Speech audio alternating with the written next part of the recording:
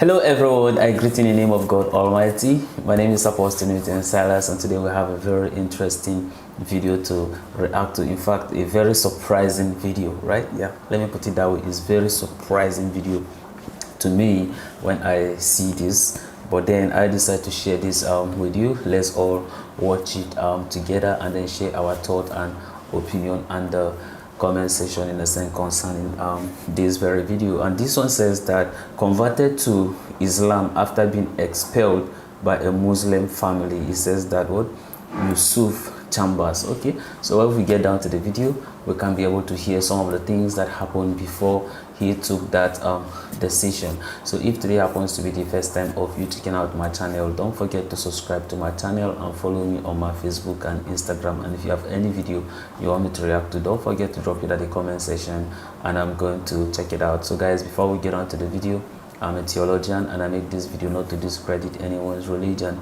This is basically for educational purposes, and I believe that at the end of this video we all are going to learn from this. So let's get on to the video and check this out.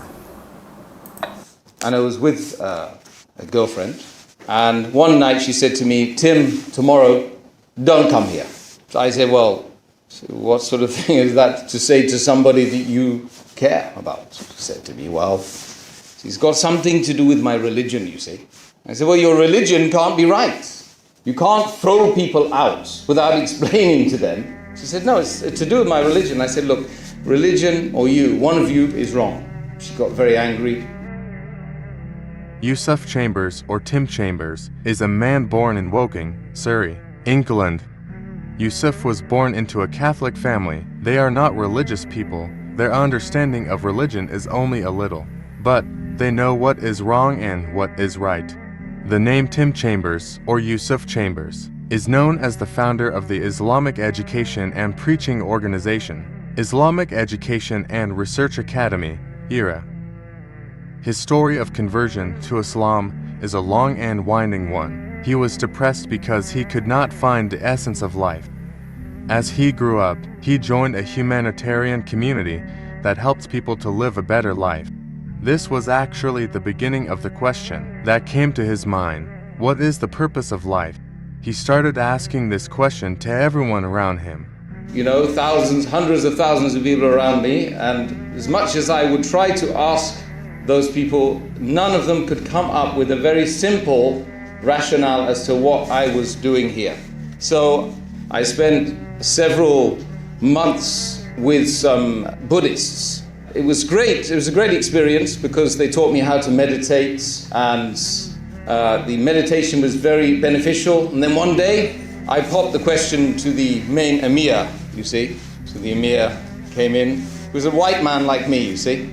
And he said to me, "You know, how's it going?" And I said, "Well, what's the purpose of life?" before you get the answer. He said to me, "Well, the purpose of life, to contemplate the supreme nothingness." The supreme nothingness. I said, "Wow, I just wasted 3 months." After asking many questions, even studying Buddhism and all its practices, but nothing satisfied him. That's how it is if one wants to find the truth, always looking for ways to find the Creator. One day, Yusuf started reading books and learning about astronomy. He hoped to find answers there. His mind began to open up when he found a sign that something created this universe. I've been reading all sorts of literature, and I start to get into astronomy. And I start to, look at the night sky and investigate, the heavenly bodies, the moon, the stars, the universe around me. And I start to think about the astronomical distances. And I start to feel very insignificant, very, subhanallah, what has created this world? Whatever created this world must be absolutely magnificent compared to all the things that have ever been created. And there must be a purpose. If there's not a purpose, it's stupid. The whole thing's stupid. I start to see, look, the tree. How many purposes does the tree have? Creating oxygen for us to breathe, right? a place for animals, for birds to live, beautification, shades, you know, all of these amazing things. A tree has, but a human doesn't have a purpose? How stupid is that? So I'm thinking to myself, and I'm looking at this universe, looking at these incredible structures and this beautiful design. Time and again, the science he studied could not provide answers. Unfortunately, he did not know the Quran at the time, so the universe he studied did not open his mind much. His stress was increasing, as the answer to what was the purpose of life in this world had yet to be found. He had studied books on philosophy, Buddhism, Hinduism, but there was still no answer. He eventually went to a Christian leader to continue his spiritual quest. So let me go and find a serious Christian theologian. So I knock on the door of a church on the Lewis Road. So went in, the guy says to me, I'm sorry, I don't have time to answer your question right now. I'm popping the question to him, the most important question. So he says to me, come back on Monday. He makes me wait 3 days. So 3 days later I went back. He was kind of busy anyway. And so he, says, so how can I help you? I said, well, look, see, I've got an issue. What on earth am I doing on this planet? Who am I? Who is God? Why have I been created? What's my purpose? And I'm pouring my heart out. I'm about to cry. Because when you're asking questions like that, and you think you're right on the verge, maybe, of finding out what this mystery is all about. The guy says to me, After thinking for a bit, he says, have you ever thought about doing a theology degree? Look, you made me wait 3 days, mate, but you ain't making me wait 4 years. That's how long it takes. Trinity College, Dublin, I checked it all out. I decided against it because it was extremely dogmatic. It didn't seem to answer fundamental questions very, very easily. It seemed to make you want to have to learn a whole scientific language before it would tell you the basic thing. What are you doing here, man? I don't know. That's what he told me. He said, I don't think I can help you. Yusuf, or Tim Chambers, had a girlfriend, and one day he went to meet his girlfriend, who was a Muslim from Malaysia. It is worth remembering that he had experienced guidance from Allah several times, but none of them made him realize that he had to find out about Islam. Then Allah gave him another guidance by sending him to Malaysia to meet his girlfriend, and he was guided there. Coincides with the month of Ramadan. Muslims observe fasting and abstained from everything that invalidates it. He was surprised when his girlfriend asked him not to visit her during Ramadan. And I was with a girlfriend, and she said to me, I was with her for a number of years, and one night she said to me, Tim, tomorrow, don't come here. So I said, well, what sort of thing is that to say to somebody that you care about? She said to me, well, it's got something to do with my religion, you see. I said, well, your religion can't be right. You can't throw people out without explaining to them why you're throwing them out. And, is there something that I've done or said? She said, no, it's to do with my religion. I said, look, religion or you, one of you is wrong. She got very angry. I went in the morning to the ISOC, like you do when you have a girlfriend who's a Muslim. So I knocked on the ISOC door, opened the door, a man, long beard, khutra, Saudi style. Excuse me, I've got a problem with my girlfriend. So he says to me, well, she's no good for you. And you're no good for her. It's better you get rid of her. I said, you as well. She's kicked me out, and you're telling me to leave her as well. What is this? What sort of a religion is this? What is this religion anyway? Oh, Islam, you mean? Yeah, okay. Read these. So he piles a pile of books like this. I remember the day, and it was 2 weeks later I'd read them all. I went back to the girl, and I said to her, look, really sorry that if I cuss your religion's correct. You are the problem. I said, why didn't you tell me about this religion, and why were we doing these things, together, being boy and girlfriend? Why didn't we just get married? Why didn't you tell me? I would have even considered Islam. In fact, I'm quite convinced by Islam. Islam is really an amazing way. After reading all the books given to him by his girlfriend's father, Yusuf Chambers began to focus on his search for the truth. Although he had not yet taken the Shahada, his view of Islam became more positive. He realized that the dating he had been doing was wrong. And this is the real reason why the Muslim family kicked him out, because dating in Islam is an act of adultery. And now he started fasting and learned how to take the obligatory bath. So slowly but surely I found Islam and I started to understand it, and then towards the end of Ramadan, one day I fasted one day, and it was like somebody had taken me out of the dark room and removed my blindfolds and shown me the rest of the world. And it's the first time I'd really seen the world through the eyes of a believer and the eyes of somebody that really had, well, it just started to live, fundamentally just started to live. So then I kind of just kept washing myself, because I'd read about the ghusl and wudu, ghusl, and I kept reading some Quran in English, then washing myself, really thinking I need to cleanse myself of all the stuff that I've done and thought and said in preparation for I don't know what. He returned to London, where he continued to read and study Islam and even practiced it. But all the worship he did was not accepted if he had not embraced Islam. One day, he was determined to embrace Islam. He went to a mosque and recited the Shahada there. About 300 to 400 people witnessed the moment. Praise be to Allah. But in the morning, I ran out of the house and I found the first brown person with a white hat. Because that's all I knew. Islam was brown people with white hats. I said to him, "Excuse me, is there a mosque here?" He said, "Oh yeah, just up there." Walked into the mosque. He could really see there was something peculiar about me, I'm sure. And he said, Brother Najib, his name was. He was Tablighi brother. Tablighi brother. MashaAllah. Big smile, full of promises, man. MashaAllah. And he grabbed hold of me and said, "What are you doing here?" I said, "I've come to accept Islam. And I need you to go through the ropes with me." He said, "Well, what do you know about Islam?" So I explained Islam to him, because I've been reading. I probably read more about Islam than most Muslims do anyway, in that 2 weeks, you see. So I'd read through it, and I was totally convinced, and ready to take the Shahada. And then he says, took me up to the Imam, and that was just after Fajr in the last 10 days of Ramadan. So it was ram-jammed, the mosque was full. So I took the Shahada, and just a small issue of about 300 men that hugged me. I've never been hugged by a man up until that point.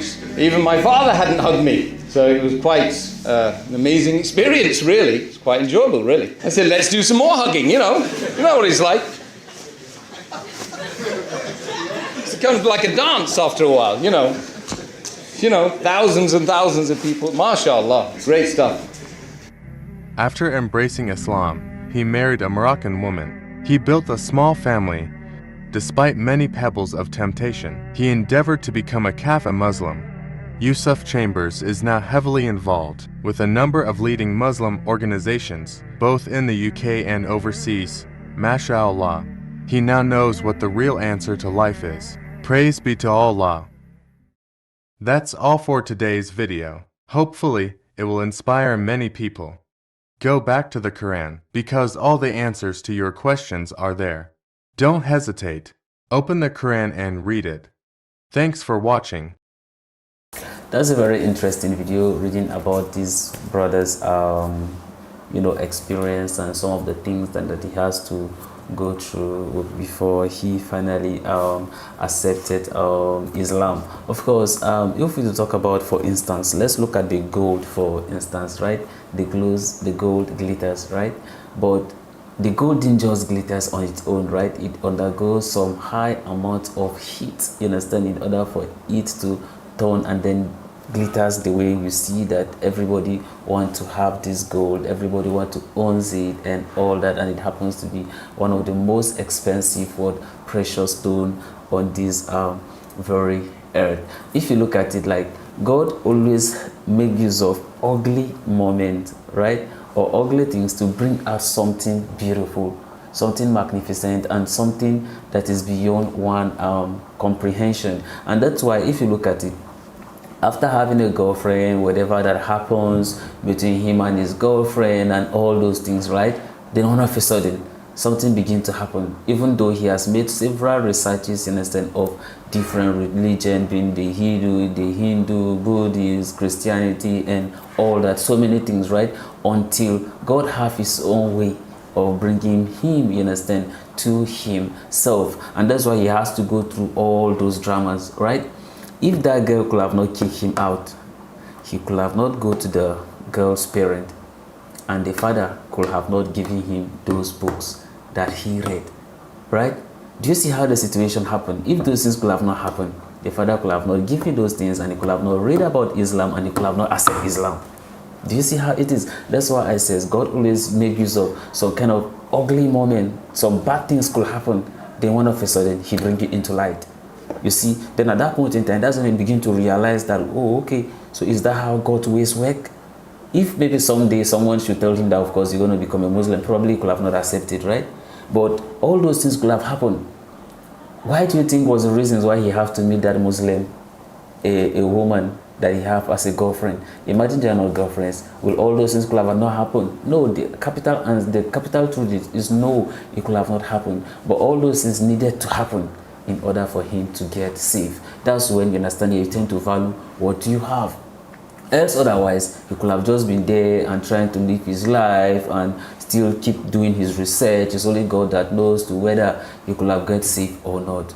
But he has to meet her in order for him to get saved. A very interesting and touching video, seriously listening to the young man of him, sharing his experience and then his story, you understand, and his journey that he has to go through before he accepts Islam. First, okay, I want to say something a little bit about the pastor. Actually, he was saying something like he went to the church, he asked the priest or whoever he was that he want to know why he is here, purpose of life and all those things. So he gets to delay him for a couple of days before he returned back, and then he began to talk to him about Christianity, and then telling him if you love to study theology and all that. Well, I feels like, even studying theology does not really have to fix or solve that kind of issue, but then it's been expected as a priest or as a God servant to be able to explain, the basic principles of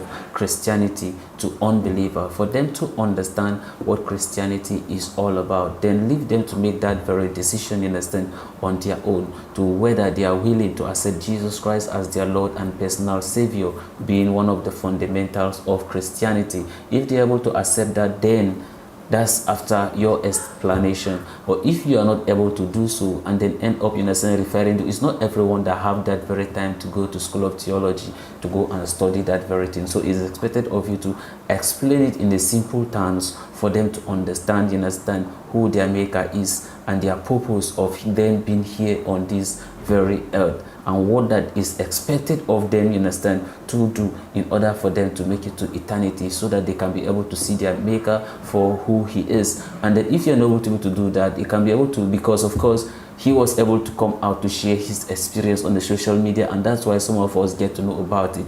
It's not everyone that had that opportunity to come and share his own story on the social media for us to get to know about it. So that's why it's good for us to equip, our servant, both educational wise, for them to understand what Christianity is all about, so that they can be able to defend Christianity anytime, they need arise. That's by educating people. Okay, so that's what I mean. A very interesting video, and I want some of you to drop your thought and opinion at the comment section. Let's learn from you. And of course, I believe that there are some people who are Islam and they are Muslim, and then probably follow me on my YouTube channel, and I wanted to share your experience. What are the things that happened before you take that decision to accept Islam? That's if you are a revert. Of course, I would love to know that. And maybe probably if you're a Christian and then maybe you're a Muslim, you accept Christianity, I want you to share your own experience. What happened before you accept Jesus Christ as your Lord and personal Savior? You can do that at the comment section, and we all are going to deliberate on it, and then some of you or some of us, including me, can also learn from it. So this is the end of my video. If you like my reaction, you should like, share and subscribe. And if you have any video you want me to react to, don't forget to drop it at the comment section, and I'm going to check it out. So guys, you remain blessed, and I see you in my next video. Bye-bye.